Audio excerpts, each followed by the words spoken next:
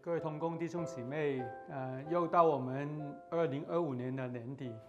我在这个地方，现在我祝福大家，圣诞快乐，新年进步。我在回想2025年整年的当中，我自己感觉到神真的在我们当中充满了恩典，还有让我们有新的看见。所以新的一年在2026年的时候，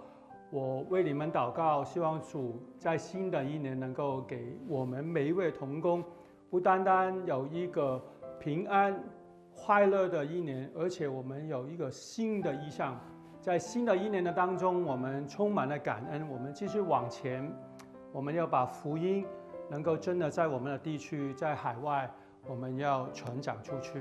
祝福你们。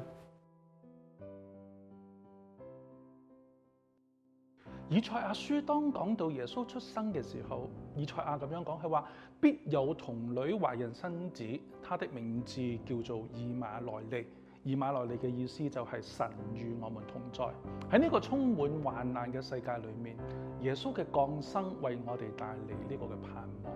特別當我哋喺呢個嘅聖誕節嘅時候，當全世界都喺度講緊話 Christmas，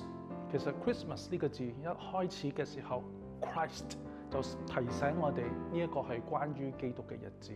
特別有好多未信主嘅朋友，佢哋平時都唔一定願意去教會嘅，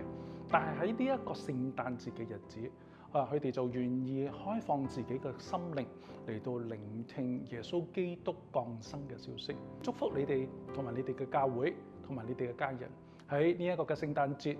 以馬內利，神與你們同在。祝福大家。